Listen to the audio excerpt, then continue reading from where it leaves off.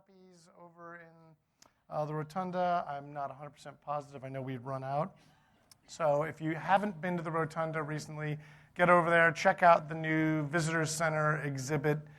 We were involved in that. And so I've spent a lot of time really talking about the enslaved and their experience at the university. And what I want to do today is try to kind of flip that script and talk about the students and talk about the culture at the university. And this is a way to explain why do students behave the way they behaved before 1865. So, and this is, I think this is pretty interesting. So this is not about condemning them. We get some complaints as we do our commission work, like slavery's over, get over it. It is, but we're still dealing with its legacies today. And I think this history is really, really interesting. And this is not about blaming the students. This is about explaining how they could do all the things they could do. So I'm going to try to walk you through a bit of that today. But I want to do some scene setting so you understand the context here. And we'll see if I can operate technology. Okay, good. I apologize, too. I'll try to read this out for you. This worked fine on my 24-inch monitor in my office. But in this room, I'm like, I can't read it. And I bumped up the font on everything, so apologies. What you need to know, and you probably are aware of this, right? The University of Virginia is the first public higher education institution in Virginia, right? There is no public higher education in Virginia. There's really no public education in Virginia in 1817 or 1825. It is the flagship public university in an important state. Virginia in the 19th century is the largest and most important slaveholding state in the U.S. It has, in 1860, 500,000 enslaved people living in the state. So it is, at any moment up to 1865, the center of slaveholding in the United States. And that's why in 1861, when Virginia secedes, the capital of the Confederacy, which for about 2 weeks was in Montgomery, immediately moves to Virginia. This is a very important location. Albemarle County, where they're picking this university. Today when you come, I don't know if you guys have time to get out and get downtown, right? It's kind of a bustling, urbane city. It was anything but in the 19th century. When the university is being constructed, it's a hamlet. It's a crossroads, basically, where a dirt road connecting the Shenandoah Valley to Richmond meets with a dirt road leading down to the James River in Scottsville. Scottsville in 1820 is kind of the metropolis. It's not much of one. So when the university opens, Albemarle County is a center of concentrated slaveholding. There are quite a few people who own lots of people. There are 10,000 enslaved people living in the county in 1820. This is over half the population of the county. So it's a rural, agricultural, plantation economy where enslaved people do the work.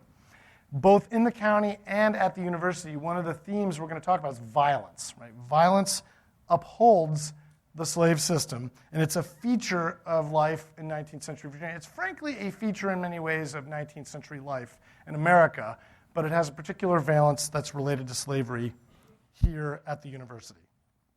So the university, as soon as it opens in 1825, it becomes the largest urban settlement within 50 miles. So overnight, Thomas Jefferson designs what becomes the largest urban settlement in central Virginia. So that's the context when the university opens. So who were the students? This is a really, I don't know how well you can see the picture. That's Blue Cottage, which is where Carr's Hill now stands. It was a private boarding house across from the university. And what I love about this picture is you see our Southern UVA gentleman on the balcony, seated in repose, and hidden in plain sight, Reuben, an enslaved man who lived and worked at that boarding house. So most UVA students up to 1865 were from southern states. And they were typically from areas with great concentrations of slaveholding. And I think this is important to understanding the cultural dynamic I'm talking about today. Today, UVA is a bargain as a public school. In 1825 or 1840, it was not. It was an expensive school to attend. So even though it was a public institution dedicated to creating an engaged citizenry, it was really a place only people of significant means typically could attend. So, as the flagship state university in the most important southern state, it's really created to develop statesmen who are going to lead society, and they're going to do that. Students often had little experience when they arrive in Charlottesville, which again is a hamlet at that point, with urban living or with public education, right, of any kind. They've largely been privately tutored at home. They have mostly grown up in fancy manors. They've been raised in luxury in those manor homes, and they had been indulged. They've been raised to be masters of men, and this is really one of the important themes here today, is that concept of mastery. So who were these students? All right, I love this quote. This is David Hunter Strother. He's known as Port Crayon. He does drawings. I'll show you the drawing in a minute. This is an 1853 quote about UVA students. It gives me great pleasure to say that, although the vivacity of these blooded colts at the university frequently leads them into all sorts of deviltries and excesses, they have almost invariably the manners of gentlemen. Yeah. And this is the actual quote at the bottom from the image.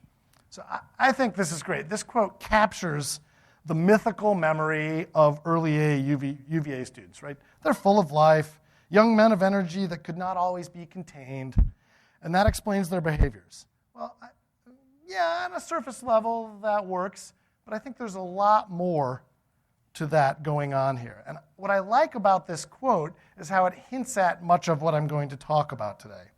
It compares the students to blooded colts, right? We just had both the Kentucky Derby and the Preakness for, this is what, over a century of horse racing. Blooded thoroughbreds are something, right, that are maintained by elite families in 19th century and 18th and 19th century America. So comparing them to the bloodline of these horses is really important, and horse riding is going to be one of the themes we talk about today. Most wealthy families could trace clear lineages of their fine steeds, and they could do the same with their own wealth and power. And I'm hoping many of you have read this book. Okay, so this is a great book. I use it with my students every year. I'm going to quibble with it just a little bit, but this is going to be fun. It's a great book. It's Rot, Riot, and Rebellion. And on the image on the left there, that's the image of Port Crayon. That's the David Hunter Strother quote I just shared with you. That's a UVA student. And I joke with students today, there are not many students around right now, but if you come when classes are in session, there's a look. You can tell a UVA student from some distance. And I joke with them about it, right? Why do you wear the Patagonia vest? You could just go to Old Navy and buy one for $15. So we have a little bit of this today with us as well, right? We wear brand names. UVA students, and this is typical of elite men at the time, they're going to dress their station, and this is really, really important. You have to look a certain way, because if you don't look that way, nobody's going to believe you are that way. So 2 journalists published the book, Rot, Riot, and Rebellion. It is it's a great read. It's a cinematic account of the history of the early university. And it catalogs the often outrageous behavior that seems outrageous to us today, that we have trouble understanding. And again, I assign this book every year to my first-year class. We have a lot of fun with it. It breezily explains away student behavior, much like Port Crayon did, as a result of them being wealthy teenage brats who, quote, came to lark and laze. They were spoiled, self-indulgent, and often led a life of dissipation. Well, yeah, that's true. But there's so much more to the story, and I want to explain why they behave that way, and I want you to see that as actually not separate from the other behaviors that we'll talk a little bit about today, and I think that you will recognize as the higher qualities of what you hope students are like at the university. So, the UVA student, master, gentleman, and statesman in waiting. So I want to unpack the brat myth a little bit and instead explain it as a series of cultural forces that those students are responding to and participating in. UVA students were learning to be gentlemen. They were learning to be masters. They were learning to be statesmen with honorable reputations. So we're going to try to unpack honor a little bit today as well. So we're going to start with the idea of the gentleman. What is the 19th century gentleman? Going to have a little fun with this too. I had so much fun thinking about what do these images look like. So I know you all know the 19th century gentleman when you see one. Right? In film, there are so many versions. They were men of property and power who were destined to lead. They're a sort of aristocracy. To paraphrase, and the gentleman at the bottom is from a recent movie, a Quentin Tarantino movie, Django Unchained. He's playing with all these myths and characters and kind of turning them on their heads. That gentleman, played by Leo DiCaprio, is named Calvin Candy. He says, "Gentlemen, I hope I have your curiosity and attention." Well, I hope I have your curiosity and attention. We also have, I know you all know Clark Gable. This is Rhett Butler. He is one example of the Southern gentleman. This is a lost cause film from the 1930s, Gone with the Wind. His character is one of the classic Southern gentlemen. He's privileged, he's practical, he's educated, he's quick to fight, he's a gambler, a drinker, and he is manly, right? He is virile. He knows his way around a room full of ladies. And Gone with the Wind gives us the other, and this is really important. There's more than one typical 19th century gentleman. Our other is Ashley Wilkes, right? That's Leslie Howard playing Ashley Wilkes in the same film. He's the Victorian gentleman. And this is, as the 19th century wears on, he is more and more representative of the typical gentleman. Rhett Butler is more typical of what endures a lot longer in the South, and I think gets at some of the student behavior. So the Victorian gentleman is selfless, loyal, privileged, educated, paternal, honorable. So, and then again, Leo DiCaprio, right? Privileged, well-dressed. It's really important. Well-dressed. He's an enslaver and a plantation owner. That's also part of this vision of gentlemanly power in the South. And we end with, I wanted to have a little fun, on the right, Burt Reynolds as Boss Hogg in the movie adaptation of The Dukes of Hazzard, right? So this is the dime store candy version of what you see in the other. And we could even go, there's several Looney Tunes characters that play with this as well. But I think these are sufficient to explain this gentleman as master. So these are, again, kind of the mythical images, but I really like how the two characters from Gone with the Wind portray the two pieces of the puzzle in this story. So we have two unidentified, unnamed UVA students from the 1860s pictured here. And you'll notice they're dressed very similarly to those mythical images from film. So most UVA students had been raised to mastery. They had already learned the gruesome art of commanding and disciplining the enslaved as they prepared to be leaders of men and plantation owners in their own right. That background is going to powerfully shape their behavior at UVA in ways sometimes where you go, enslaved people aren't involved. What does this have to do? But it's there. It's one of the pieces of the puzzle, and it's connected. These are threads that are all woven together in the culture of the time. So UVA students could be, again, a little hard to see. Going to have to work on font size. I can't read it. Right? The riot and rebellion of UVA students wasn't really the fault of a spoiled few, nor could that behavior be separated from other 19th century UVA student characteristics. So, right, they are, in fact, whole and complicated people, and they behave differently given the context of the moment. So they could be studious. They could be academically lazy, and we have plenty of examples of both of those before 1865. They could be religious. They could be drunken. They could be spoiled. Some were uninterested in learning. They were imperious. They were randy, and even violent. And again, any one student could contain all those multitudes over the course of their time at UVA. So again, some are all the above, but the situational context determined how they behaved. Thus, a studious and devout student could, in a specific context, violently assault an enslaved person, or visit a brothel, or even skip classes or challenge a professor to a duel. This was all part of what it meant to be a gentleman and a master at the time. So, regardless of their interest in learning, religiosity, or even academic acumen, I'll pause for a moment to tell a great story about an 1850 attendee of the university, Edward Alfred Pollard. I'm pretty sure in his less than a year here, he was in a class maybe 3 times. He shows up every month, academic lassitude, missed class, and he ultimately leaves. So that's certainly a possibility.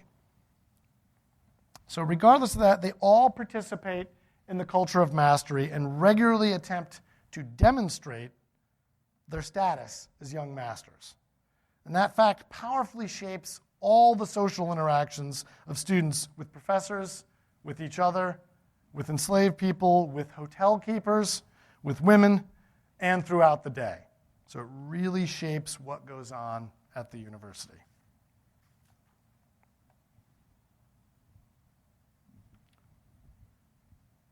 And there we go. There's the outfit again.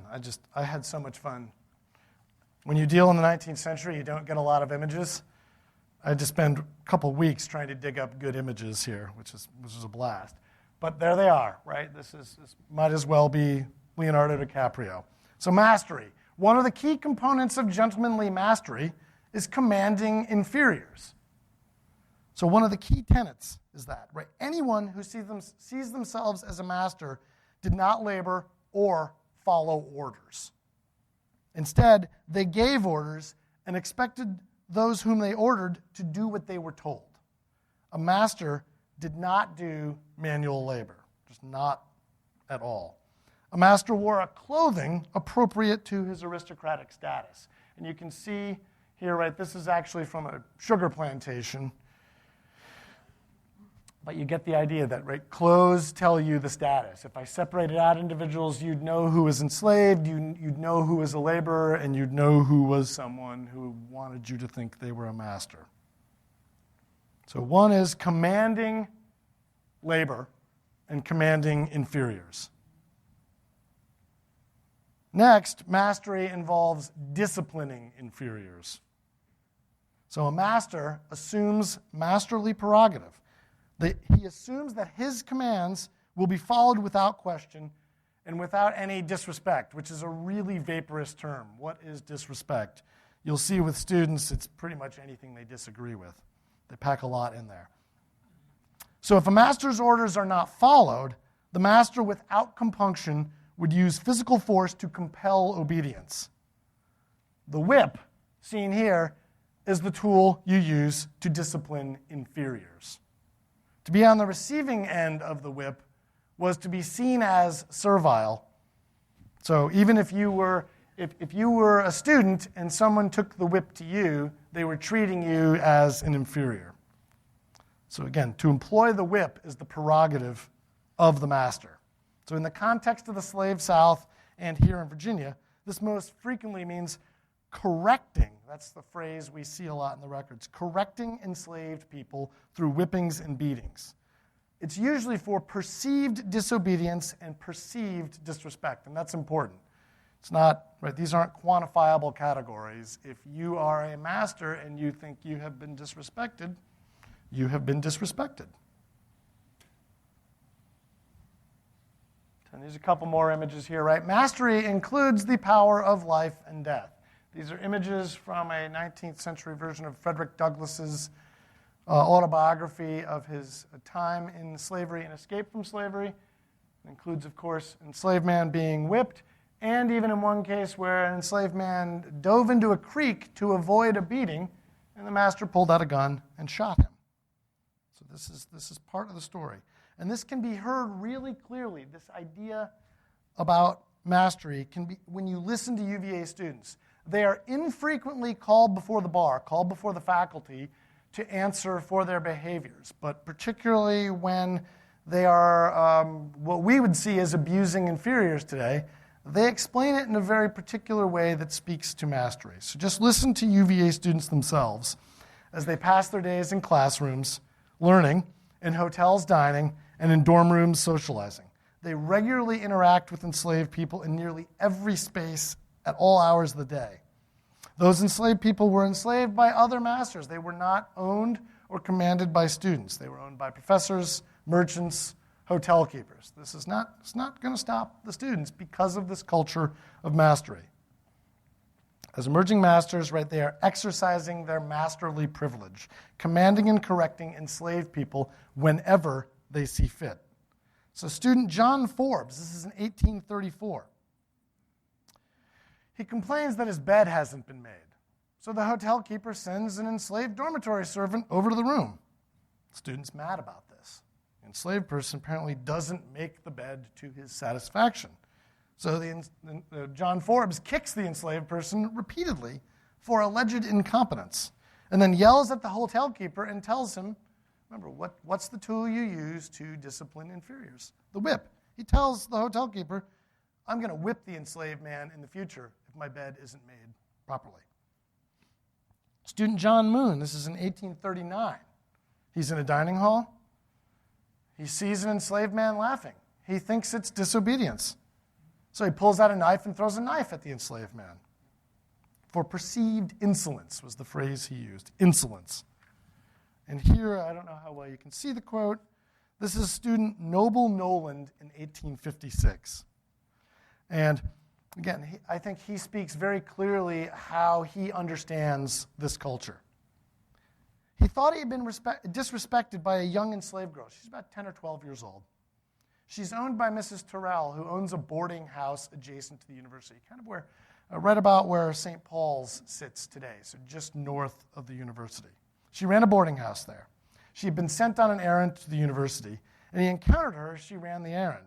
She had stopped to chase a butterfly or a pigeon. You know, she's a little girl. He exchanged words with her briefly, and when that was done, he was enraged. She had disrespected him. What she had done is not acknowledged him as her master. And so she ran off. He waited. Several hours later, he was not done. He was going to demand satisfaction because, right, he had been publicly, in his mind, disrespected by an inferior, and this endangered his status as a master and gentleman. So he goes to Mrs. Terrell's boarding house. He knocks on the back door, and when it opens, he grabs the girl, pulls her out, throws her on the ground, and beats her savagely until she's bleeding and unconscious. The only reason we know about this is because Mrs. Terrell complains to the university. Right? This is property damage. And so she complains about what has happened. UVA faculty actually, they consider expelling him. They're going to expel Noland. But then he agrees, after they've decided to expel him, that he'll apologize for his behavior, and it's the most non-apology you'll ever read. It's great. He's going to defend the reasoning behind his actions. And I'm bringing this up because this is this culture. He speaks to it so loudly. He says, I think that the correction of a servant for impertinence, when done on the spot and under the spur of provocation, is not only tolerated by society, but with proper qualifications may be defended on the ground of the necessity of maintaining due subordination in this class of persons. So this is, again, he apologizes to Mrs. Terrell, but then says, you know what? I get disrespected again. This is exactly what I will do because I'm a master and a gentleman, and this is how we deal with inferiors. So according to the student, a master's authority really extends to any inferior. Noland argued he basically had not only the right to beat the enslaved girl, but society demanded that he do it. Masters must do this. The faculty agree. They don't expel him. He is not punished.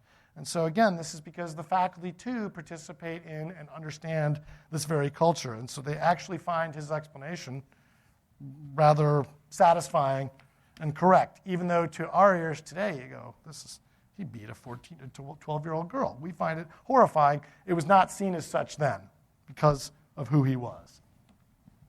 Mastery also had another component to it.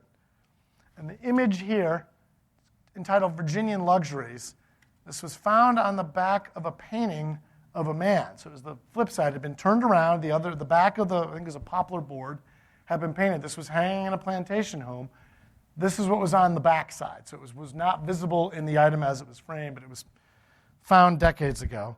And I think it really captures something here, right? You see on the right, masterly privilege, right? Disciplining and controlling inferiors, enslaved people.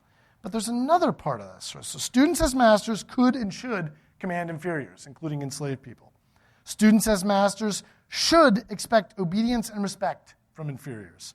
Students as masters could and should employ violence to compel obedience if necessary. And again, as you see here, right, you basically you whip your inferiors. And students as masters could expect sexual access to inferiors, enslaved women in particular. So this is not uncommon. UVA students are not exceptional in this. This is a piece of the puzzle. And I love it that someone actually painted an image of it for us. So UVA students, they're also in a culture of honor. And a piece of honor is still with us today, right? We've all attended this university and all pledged allegiance to the honor code and value it as something important at the university.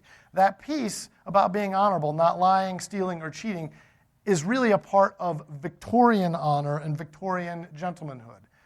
It's only a little sliver of what we see in southern slave states, right? Honor is much more complicated, and it's tied up in notions about reputation. So it's not really don't lie, steal, or cheat. It's don't be called a liar, a thief, or a cheat.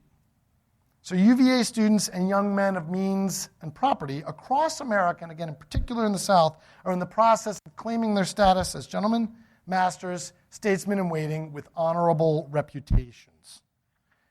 They do all this in that culture of honor. A sliver of that culture, as I said, exists today, but it's what we're looking at before 1865 at the university is kind of an earlier piece of the puzzle where honor is really about public reputation. The Victorian ideal, again, the one we still cling to with the honor code, right, has a positive focus on the virtues of integrity and honesty. That's really a post-1865 occurrence at UVA. You can see it beginning to emerge in the late 1840s as that Victorian idea, as that shift happens, but it doesn't really firmly take root until the later 19th century. So in the pre-Civil War South, the culture of honor focused most insistently on how others perceived a gentleman or master, or in this case, a UVA student, right, who is in the midst of, as a teenager, identity formation as a master and a gentleman. So they're concerned with anything that might damage or destroy how others understood someone. So this is the public perception, right? You dress a certain way, and I joke, right, if you walk around UVA, I'm pretty sure I'm wearing like the faculty getup, right? No tie, button-down shirt, blazer. There's a look. It's the same idea at the time. You look the part, but the stakes are a lot higher in a culture of mastery and honor.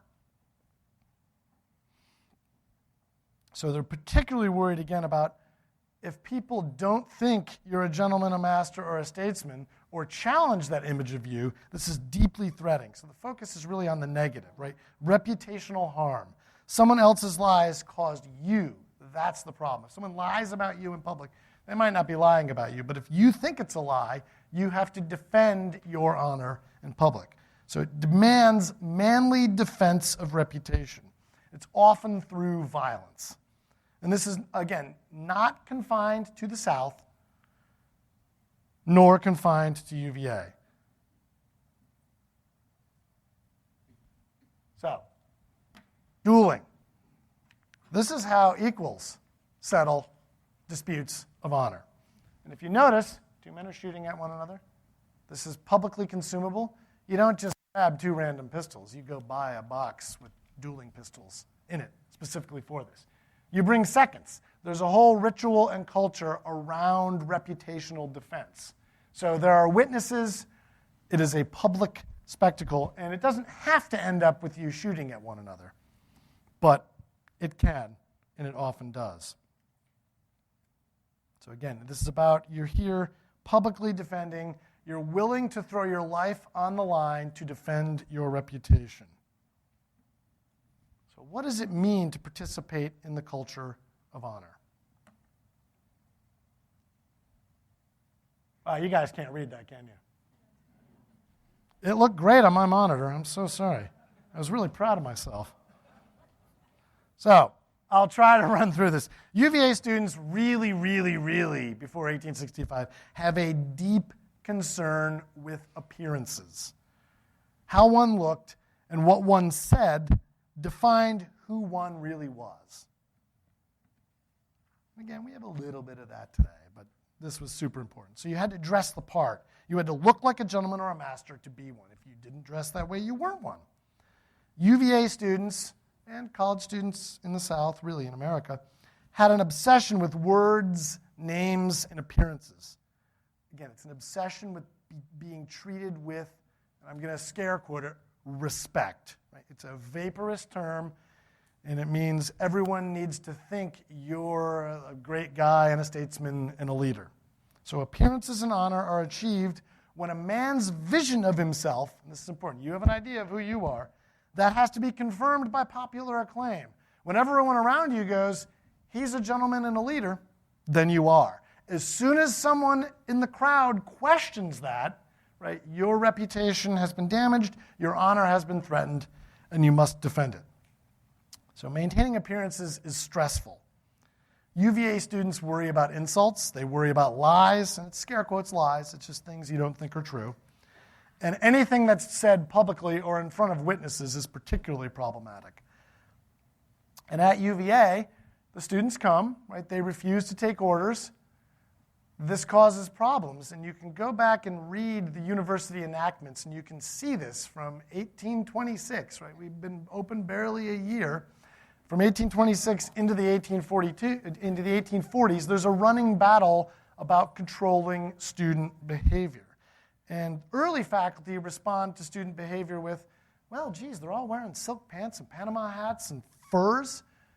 Well, we need to just stop this. We'll make them all wear a uniform of cheap cloth. Right? This is the worst thing they could do. This is actually going to ramp up the violence. They don't always seem to get up and go to class.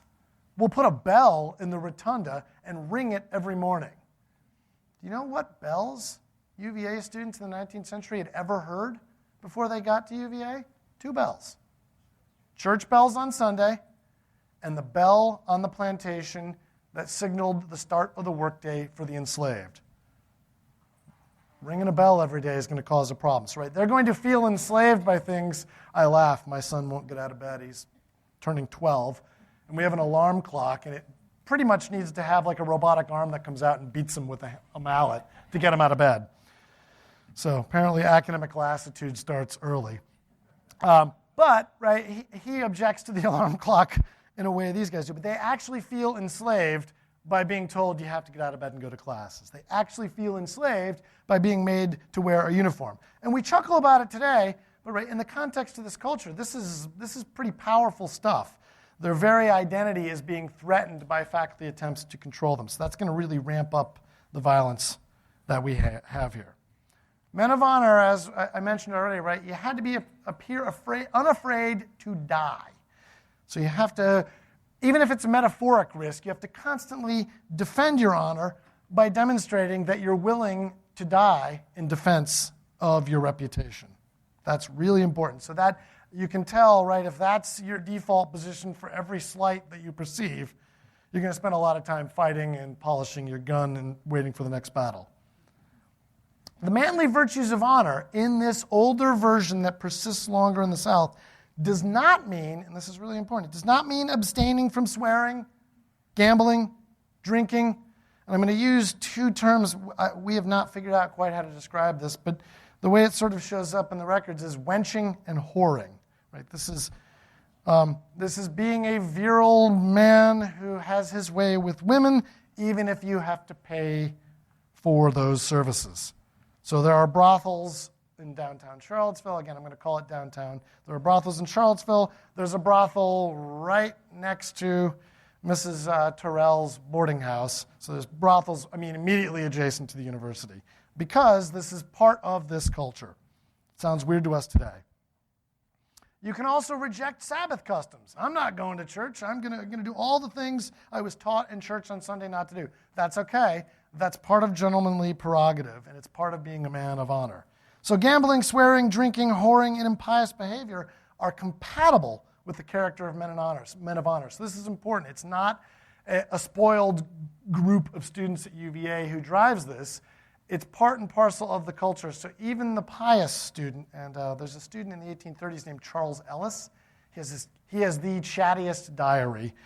We've digitized it. It's online. It is crazy to read. So he's always talking about how he's failing to live up to his kind of the Victorian ideals of honor, while dishing on all of his fellow students. And then there he is in a brothel going, well, yeah, here I am, and then calling the women in the brothel sluts.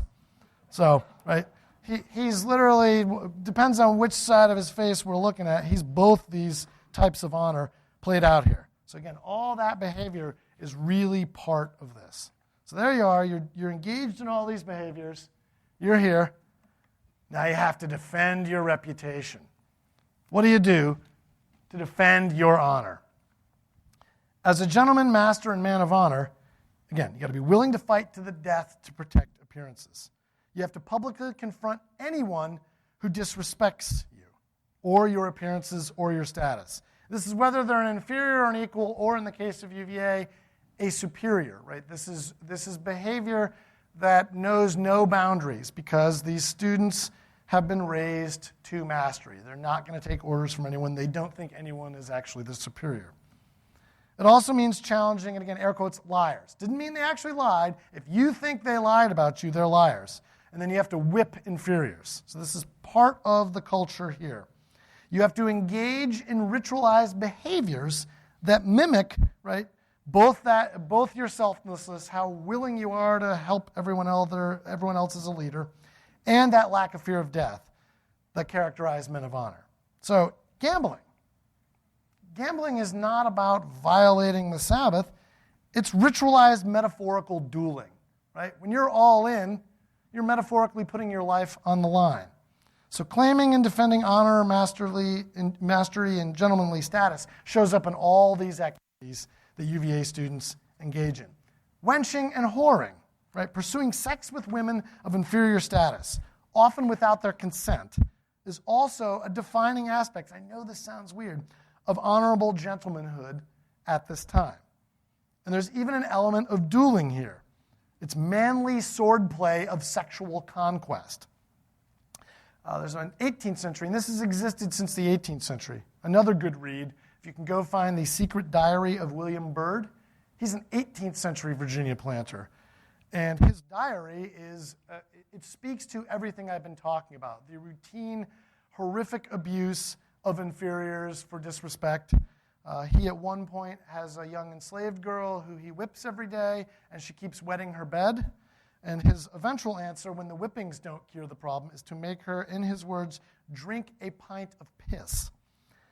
He then also routinely, this is pretty rough stuff, he routinely, even when he's in Williamsburg, he forces himself upon other people's enslaved women. And when he has a dispute with his wife and she retires to her chambers, he just kicks the door open, and his words are, "I settled it with a good flourish," right? So he uses imagery of swordplay to describe forcible sex with his wife. So for UVA students, fighting is a form of dueling. Having sex with prostitutes is a form of dueling. Gambling is a form of dueling, right? You're not afraid to die. You're willing to protect and defend your reputation. You're a man of honor. And again, anybody, you can fight with fists. And this gets pretty crazy. These fights are really, really horrific in a way that I don't think we can fully understand. You fight with fists. You bite noses. It's a big deal. Having your nose bitten in the 19th century South is a really big deal. They're super concerned with it. You gouge eyes. Or you settle disputes with guns, right? The duel. So these are all part of this culture. And we hear all of them playing out at UVA at that time. Gambling. Oh, man. Doesn't matter. You can bet on horse races, right? right? Students race horses up and down the lawn. They unsurprisingly do this with pistols. They shoot at the clock on the rotunda. So, right, this seems like it could be just spoiled men's behavior, or it's the prerogatives of gentlemanly honor and mastery, right? They're riding their blooded horses. They're horse racing. They're betting on the horse racing.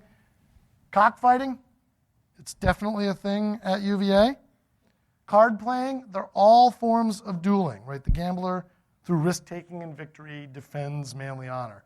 So this goes on rather continuously. At the end, I'm going to give you lists of when we know students are brought before the bar to be disciplined for it. There's really not a whole lot of discipline for much of this behavior, but it does show up in the records quite a bit.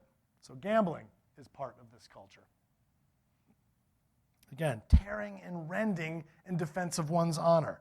You have to be willing to put your life on the line, and if you don't have a gun, fists and fingernails will do the trick.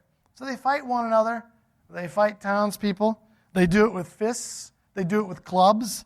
They do it with guns regularly. The image here, it's kind of hard to see, but if you look, see if I can make this thing. No, I'm not going to touch a button. It won't work. I'm scared. This guy's biting this guy's backside, right? He's got his butt in his mouth. That's okay. So these fights are, you can read descriptions when, particularly as the 19th century wears on, this kind of fighting starts to die out in the South, where this version of honor dies out in areas where you have urbanization. Because imagine, right, if you live in the city, how often do you have to defend your honor as you walk down a city street block? Like every third step, right? You can't do that. You can't. If you live in a middle-class development, and you can't do it. So it's going to die out. It's something that persists in rural areas, and particularly in areas where slavery continues, because it's part of this culture of mastery. So the Southern brand of American honor in the mid-19th century definitely included nose biting as a powerful way to defend one's honor. And they're more concerned with that. I think it's funny today. We would probably think, right, genitalia would be what they care about. No, it's noses. Noses, because you can see it and it's publicly visible. So it's a big deal. So biting one's nose, not something you want to let happen to you. So here's another one, right? He's like ripping this guy's lip. He's gouging this guy's eye. These are fights. If you've seen, what's the Gangs of New York? Really crazy movie. And this is 19th century New York, but you see how this plays out in a working class immigrant neighborhood in New York. It's pretty crazy. But again, that's dying out as something people of means engage in as that concept of Victorian honor sweeps through, again, mostly urban areas, and eventually gets to the South. So these fights are often melees. That's why I like this picture. It's just total. There's a guy flipping through the air in the background. Public spectacle, multiple participants, and few actual rules. Right? This is literally eye gouging, lip pulling, nose biting. It's all fair game. The rituals that led up to the fight followed a clear script. Right? You don't end up in any of these situations without having participated in the script. This is right in the cartoon version of this. This is sort of the "you, sir, have offended my honor" as the starting point for this. And you have to go through that pantomime to get to the duel. And if you don't do this, right, you've actually further insulted the person who says they're offended. So an honorable gentleman and master is unafraid to die in protection of reputation. This means participating in no-holds-bar airings of grievances and bloodletting. Again, death is a key part of this. If you Google dueling, you won't believe all the images that come up. It was a real thing, and it's commodified, right? This is something lots of Americans participate in. How many of you have seen Hamilton? Okay, got a few people who made it to Hamilton, right? Hamilton dies in a duel with Aaron Burr. So this is not, again, confined to the South. And if you've listened to the musical, right, there's a great description of how the duel comes about. And it's really about publicly offending someone's honor. And when you don't respond to it properly, you end up having to do the duel. And right, Hamilton fires his gun in the air. Right? It's the ultimate "I'm unafraid of death." I'm here to let you regain your reputation, but I'm unafraid to die, so I'm going to shoot in the air. And he dies. Maybe not the best policy. So the ultimate form of reputational defense is the actual duel with pistols. I'm not going to go into details here again. You're probably familiar with the basics. That's a kit. You can buy a whole kit, right? This is not just go grab 2 pistols. You have to get a dueling pistol. It comes in a box. It's got all kinds of gear, whole set of rules about it. The key part of the ritual here is the demanding of satisfaction. Duels are public, manly affairs. Again, quite common in 18th and 19th century America, really common at UVA. In the 1850s alone, there are at least 11 different incidents involving students from Alabama who were involved in duels or threatened duels at UVA. That's just the ones we know about. I'm sure there were quite a few more. Again, the practice dies out in urbanized areas and anywhere where a property middle class arose. It sticks around in slave states far longer. So it's dueling, though. This is not what you do with inferiors, right? This is with 2 gentlemen. So only gentlemen engage in the duel with those pistols. So dueling is for settling disputes about reputation and about disrespect from an inferior. With an inferior, it's whipping, right? We're back to that whipping. I have at 10, 12, 11:45? Okay, good. Told you I'd run long. So, again, you can just find tons of images. Look at the crowd in this image here. This goes on across the world in the 19th century, right? Anywhere in the Western world. It happens in Europe, it happens in Russia, it happens in England, it happens in France. So it's not confined to the U.S. This culture of honor is not unique to the U.S., but it has a particular valence here in the context of the South. Now, if someone demands satisfaction and challenges you to a duel, you have to go through this, right? And if you don't, if you refuse to duel or refuse to acknowledge the disrespect, you might have a problem. And so what we have is you get where the offended person just goes, okay, you're not going to let me demand satisfaction? I'll just whip you publicly. This actually happens here at UVA. It's Professor Gessner Harrison. He's a Virginian. Right? He's a former student. He's a young professor. He has a problem for about a decade where students routinely attack him. They do not see any professor as their superior, but particularly a young one. They just can't imagine him as their equal. He refused to engage in pre-duel rituals with 2 students. He did so, and this is interesting, like professors are masters, right? They're the masters of the pupils. So he understands his role as one of a master, even though the student has the exact same viewpoint. So he refuses to engage with a duel because a master does not engage in a duel with an inferior, a student. The students, however, take that as the refusal as another slight and instead decide to horsewhip him publicly. So on March 20th, 1839, these 2 students accost him as he was leaving a classroom. So this is happening right in the academical village. They blame him and then the faculty chairman for their suspension, and so they attack him. They pin Harrison down. They horsewhip him in front of a crowd. That's how you avenge your honor. It has to be public. Eventually, someone from the crowd intervenes, frees Harrison. Harrison still thinks he's the master. So he gets up and he chastises the students for their actions. What do the students do? They go right back to whipping him. And they do it until they have, quote, satisfied the purpose of their injury, right? They've worn out their arms and they're panting, and they've sufficiently publicly whipped him that they feel they've reclaimed their honor. And then they flee. They're 19th century gentlemen. What do they flee on? A horse. Right? They flee on horseback. Again, the students do not see the professor as their superior or even as an equal, and they avenge their perceived disrespect accordingly. This happens over and over and over again. Sorry, I've lost my place here. Another incident involves 2 students are jailed. A mob of students is so mad about this that they go downtown, they riot, and they attempt to free the students from the jail. So they're going to just rip them out of the jail. And eventually UVA decides we're just going to let it go. Right? They're exercising their masterly privilege. The students who were jailed are released. They don't prosecute. So the students are still mad, though. They've not had their satisfaction demanded in this case. So they turn on the local businessman, who's the part-time constable who locked up the two students. They damage his store. So they throwing chairs through windows. They wreck the place. So even mob action can constitute a defense of perceived gentlemanly honor. And this is really important in the context of UVA students, right? 200 to 600 students at the university in this period. And this is how you treat inferiors, right? You publicly whip them. And we know here at UVA, when enslaved people are accused of crimes, there's no trial. They're sent to a whipping post in Charlottesville and publicly whipped just like this.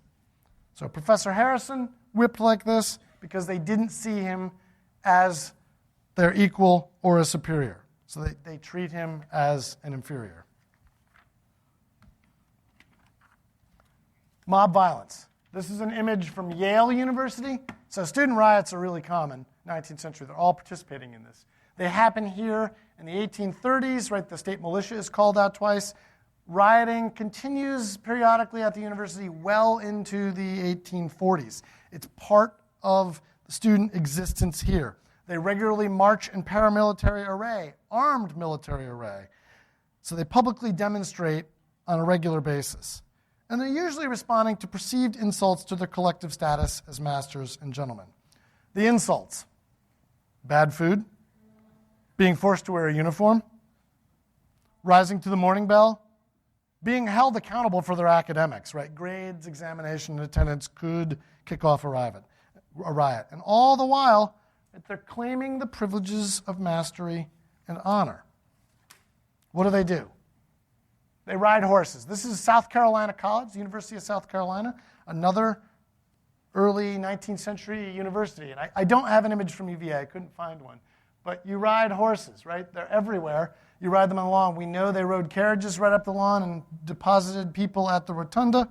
I think much to the chagrin of the faculty and proctor at the university, but it was a prerogative of mastery. They're more than simple transportation, right? You're not riding the old nag. You're riding a blooded thoroughbred. It's a public demonstration of mastery and honor. Firearms. You own them and use them. Now, UVA sagely does not allow students to bring firearms onto grounds. They don't have to. There's a firing range down near now Gibson, where now Gibson stand now. So south of the lawn, you go down there, and they paid a free woman of color who owned a house down there to keep their guns. So the largest arms cache in 19th century Charlottesville was a free woman of color's house with all the student guns in it. And they regularly shoot down there. But they bring those guns, as soon as it's nightfall, they bring guns onto the lawn because it's part of their masterly privilege.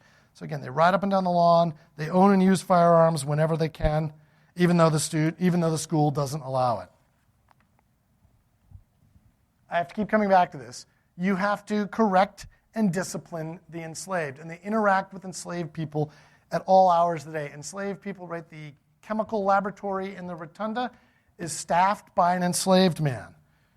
The first person they see every morning is an enslaved person. The people feeding them in the dining halls are enslaved people. So enslaved people are moving around the academical village landscape and interacting with students, and this often involves violence. The students routinely do it, right? As Noble Nolan said in 1856, it's their right and duty to discipline them. So that explains what they're doing.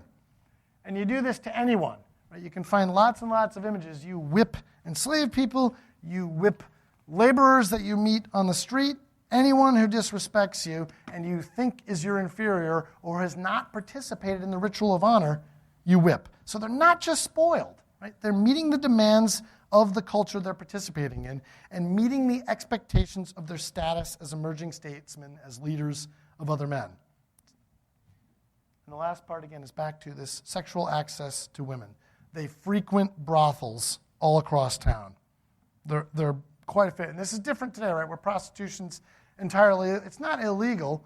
It's always confined to a certain area of town, and it's something that gentlemen engage in, but you're not really, right, you're not photographed going in and out of the brothel. That would be bad.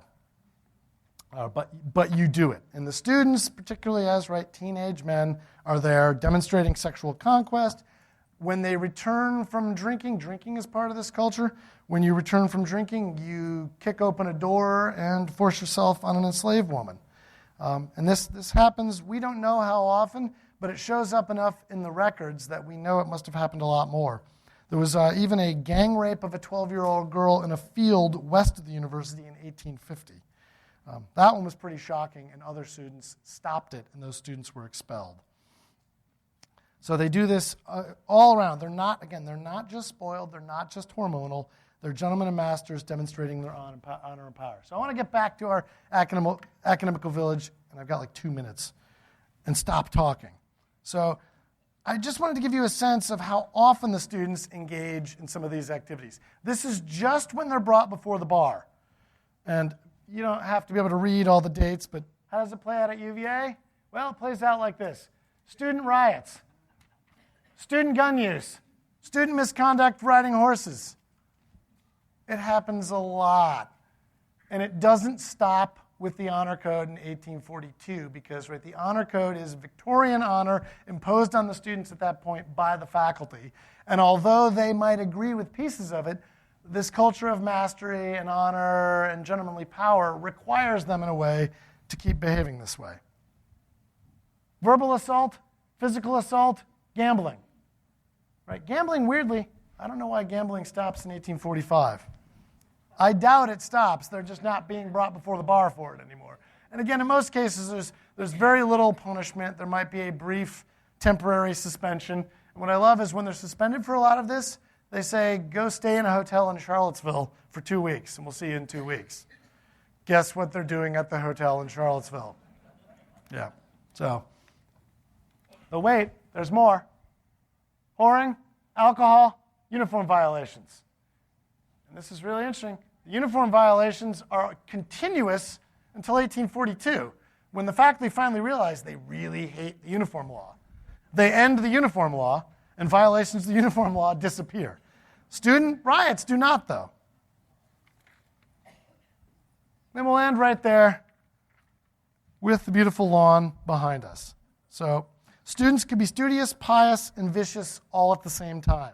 They weren't separate modes of existence or different types of students. Some are spoiled, but their behavior is better understood as a powerful set of cultural expectations around manhood, mastery, reputation, and leadership.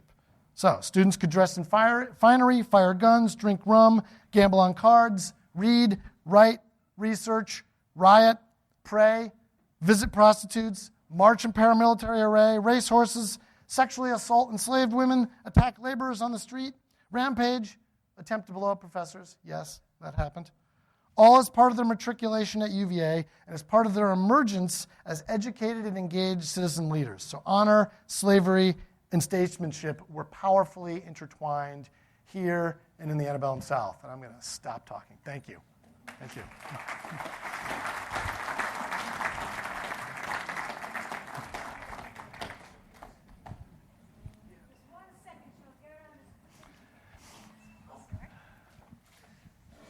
Thanks, Professor. Multiple choice question. Your take on Edgar Allan Poe being asked to leave had nothing to do with his opium trips in surrounding area or his widespread gambling, but only that he couldn't cover his gambling debts as the reason. Or another take of your response that Old Cabell Hall was built to visually sort of wall off the neighborhood that was called Canada. It was mostly black and folks that were, and that it was described as unsightly, contravening Jefferson's thing about the view in that direction. Your take on the origin of the honor system, that it in fact, there's some credible argument that it did not relate from Professor Davis being shot and had other roots.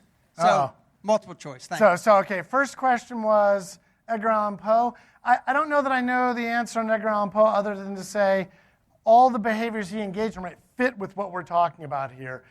I don't think his gambling debt was unusual, right? The myth I remember from undergraduate was that, right, he got called up to Monticello, and then like Jefferson dies a month later, and like, you know, it was Poe causing that. I don't think any of that's true. I think it was really a question more about his ability to pay for school here. But his gambling debt is not unusual, nor is his visit, right? There are these things called bawdy houses. They're brothels, they're taverns, they're speakeasies, they're opium dens, right? They're all those things kind of wrapped up in one place. His visiting those would not have been unusual. And remember, people of means carry around laudanum. So there's lots of opium addicts in the 19th century. This is like a snuff. So you can read women use it all the time, and they just don't know that it's opium. So you can read 19th century planter wife accounts of, oh, I had a headache today, and then you need more and more laudanum because the headache comes back every time you stop taking the opium. So I think that, to me, Poe is a very common part of the student experience, as is maybe only being here for a year. That's not uncommon. It's not like today where everyone comes in and you're here for 4 years. And the second question was about Canada and the building of Cabell Hall. So the neighborhood south of the university, where now in Gibson Halls is now, when the university was being built, was largely small farms. It wasn't productive land. It's where the contractors who were building the university bought farms and lived with their enslaved people. And as construction finished, they became absentee landlords, and free people of color in particular moved in because, right, this is a big urban settlement. This is the best employer in the area, even though moving close to a couple hundred white masters is maybe not the best idea. It's opportunity. So they do. And that neighborhood, increasingly by the 1830s and 1840s, it's mixed. There are white people living down there, but 30 or 40 free people of color living there, some owning property, some renting. And we see a few fleeting references to it called Canada in the 1850s. After the war, this is in the late 19th century, the university begins to, buy up property down there. They want to create a nice leafy neighborhood. So they're buying up property, and after the Rotunda fire, they go to the architect and say, we need new buildings. In addition to redoing the Rotunda, we need new buildings. Stanford White gives them 3 plans, only one of which closes off the south end of the lawn. And I've never seen an actual proof that this is why they closed it off, but I think it's very fitting with that time in the Jim Crow era. The neighborhood in the newspapers is referred to as the pest hole by that point because it's low-income African-American, and they are trying to, I think, in a way, wall it off. But I don't think there's not a documentary piece where you go, yep, there it is. It's just kind of a general sense that that's why they choose it. And the university, remember where the statue of Jefferson is on the north side of the Rotunda, right? That's a later invention. In 1825, that's the back door to the Rotunda, right? There's a little door and a stairwell curving around the building. It's never meant to be anything but sort of inward-looking as a university. So I think the closing off of the lawn fits with that, as it does with, at that time period, right, claiming more space as white-only space. And so, to my mind, it's probably one of the reasons why they do it, but you can't go to the Board of Visitors Minutes and prove it. And the honor committee, Professor Davis? So, I mean, that's all tied up in this, right? There's a running battle between faculty, right? The university has no president. It doesn't, today you come and there's deans of students, there's this whole administrative support. It's faculty and a proctor running the place, right? There's very little administrative oversight. The faculty really run it. And they're attempting to control the student behaviors I was outlining. Like, they want students to be studious and they want them to learn. And they have a conception, unlike today, where, right, we love at UVA to post pictures of, professors sitting and having coffee with students. Right? This is a master dispensing knowledge to students. So they don't see the relationship that way. So they're tightly trying to control students. This just ramps up student misbehavior. The Davis shooting is the moment, I think, when a lot of people kind of go, whoa, right, this has gone a little too far. Someone has just died, right? It involves a pistol, it involves mask wearing. The students have been walking, those 2 students were walking up and down the lawn shooting pistols before the interaction with Professor Davis. So I don't think it is the precipitate thing that creates, right? There's 2 whole years between that event and the honor committee, but it's a piece of this larger puzzle. And what I think is really cool, right, it's faculty imposed, right? It's not proposed by students. But it's an attempt, it's the first moment the faculty go, instead of running this more and more like a military camp, we're going to actually appeal to this culture, right? This is appealing to Victorian manhood, that honorable people don't behave in these ways. But I think you could see briefly in the slides, it doesn't stop it, right? They continue to riot into the 1850s. It doesn't really go away. I think the honor we know is really an understanding that comes about after the Civil War rather clearly, if that makes sense. But that's also hard to document. Sorry, that was a long... Sorry. Do you want me to do this? I'm sorry, I can... Okay. In the generation before the university, when Thomas Jefferson was a student at William and Mary, was it the same sort of thing in his generation as far as the young gentlemen, the young masters? I'm just trying to picture Thomas Jefferson whipping inferiors and so forth. I think he is, for whatever reason, I've never read any account of him being involved in anything like that. But again, Alexander Hamilton is a younger contemporary who's involved in a duel. So it's part of the culture.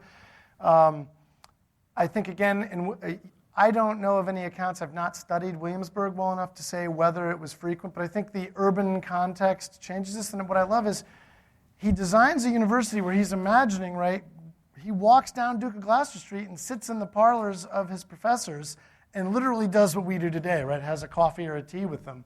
And that's his educational experience. It's a good question. I don't know, other than to say it's definitely something that's going on in the 18th century, but it seems to really ramp up in the 19th century. And by that point, right, Jefferson's an old man, so it's not really fully his world.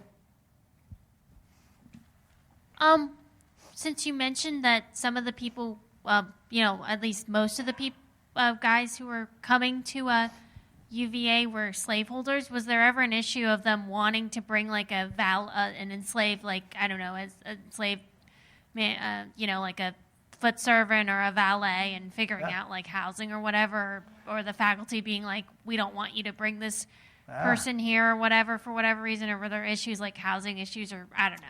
So, great question. Actually, the first enactment of the university at Jefferson's request is no student shall bring an enslaved person. They're banned from doing that from the opening.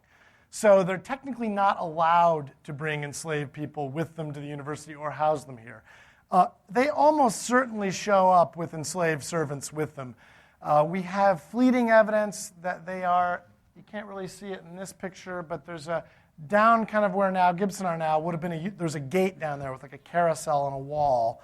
And that was the university gate, and this speaks to that Canada neighborhood. We know they sometimes brought them with them, but then rented them out locally, and they were going to be housed adjacently, and they meet them there. Students do, because they always find the service at the university insufficient. There are repeated times where students band together and rent an enslaved person and have them living in the room, but they're not allowed to do that, and that's stopped. And that's a whole nother lecture about how Jefferson, right, his ambivalence about slavery. He doesn't want slavery to be a visible part of the student experience here. So as he's imagining his ideal for the university, he designs it in very specific ways to sort of hide the life and labor of the enslaved. It doesn't work, but then in his head it imagines. So they're not allowed to bring them. They probably do. But the university, there's no space for them because Jefferson doesn't design a university with space for the enslaved, right? That's one of the issues. There's a build-out after it opens of dependencies to house the enslaved and for the enslaved to work in. And then there's a running battle over all the basement spaces about who controls them. But it's usually the faculty that control them. I have a two-part question. One is... Oh, here. Thank you. The first is the earliest date that you showed this riotous behavior occurring was 1825, which is the year Jefferson died. So did this behavior exist while he was still alive? Oh, yeah. And the second part is, when did the emphasis change to academics? When I was here in the 1960s, we partied on the weekends, but during the week we studied. Yeah. So the emphasis changed at some point. Well, it didn't. I mean, a couple things. So one, Jefferson dies in 1826, and right there's a moment in that first year. Yes, they riot as soon as they get here because right this is hardwired into this culture, and every attempt to make them follow orders produces a certain kind of reaction. He's very worried about it, right? I don't think, and this kind of goes to this gentleman's question earlier, I don't think Jefferson, for whatever reason, fully understands the 19th century culture. So he expects everyone to come here, right? My running joke about this is, so we'll get to the academics question, you come here to drink from the cup of knowledge. Well, they drink from a cup. It's not always the cup of knowledge, right? Not unlike students today. So he's pretty upset about it, right? There's a moment where people describe him, like he comes down to the university and he's like crying because this is terrible. This is not what he imagined at all. But that doesn't mean, that's what I hope was clear. Some of these students, they're here to study and learn. You can be both, right? And that goes to your, so I think that's part of the culture. What happens early is it operates in some ways as a finishing school. So you just come here, maybe you go to class. So some people, they're only here for like a year. They don't really apply themselves. And then they go on to do great things. And we call them alums now, right? But if you're here for a year now, you're not really an alum, right? You just took classes here for a year. That's partly because we're not yet to the 4-year degree model. But that develops, and throughout this period, there are definitely students studying. I mean, Gessner Harrison, he's a Virginian. He's a student here, right? He's a whiz at languages. So you can be that way, but that, and I don't know what Gessner Harrison did in his free time, but you can be Gessner Harrison in the classroom and still engage in some of these behaviors. They're not mutually exclusive.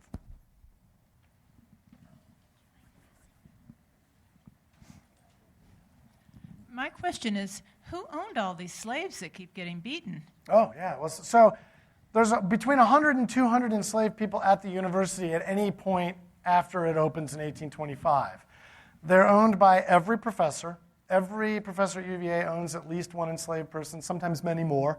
Hotel keepers, right, there are 6 hotels. There's usually only 3 or 4 in operation as dining halls. Those are rented out to subcontractors who are expected to create, right, 6 days a week, it's 3 meals a day, and then 2 on Sunday. Cook all the meals. There's no Kroger or Food Lion, right, so you have to be raising chickens, literally farm-to-table food going on here. They're the largest enslavers at the university. The university itself rents upwards of 60 to 80 people a year or more during construction and continues to rent people after construction, so it's really complicated. That's where it's an urban context. The university wrestles with this, right? Every night, it's dark, the students are running around in masks, shooting guns and drinking. Enslaved people, about 10 o'clock at night, right, the work finally stops. That's their time for community, and they're moving about, and right, if they're rented to the university, they're not from Charlottesville. So they have family 10 miles away, 20 miles away, so there's complaints at night about enslaved people moving through the university. It's not as walled off as they would like it. So it's a really porous environment. So there's just enslaved people everywhere. So students, everywhere they go, are going to interact with enslaved people. And that's, so it could be professors. And we hear all the accounts, right? We hear them attacking professors, enslaved people, hotel keepers, boarding houses. But at night, too, if the food's bad, who do you get a good meal from? And so there's a whole nighttime economy that's intimate and really strange. So there's all this incredible violence, but it's enslaved people who are selling food and selling alcohol to students at night. And we know that there's often, right, there's the brothels and what goes on at night, it's often, they're interracial spaces. So, right, gentlemen at night in a gambling environment can sit at a table with an enslaved person. So there's a man named Thornton who's routinely found at cards. He's accused of cheating a student at cards. He's then accused of stealing, and then he's one of those people whipped. He's owned by a merchant nearby. He's not even enslaved at the university, but at night, he's off the clock too, so he comes on. Does that sort of, yeah, thank you. Lunch. You made it.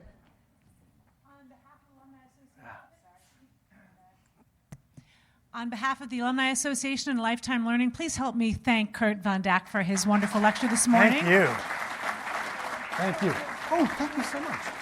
And please take a quick moment just to fill out those feedback cards. It's really helpful. Have a great rest of the reunions. Take care.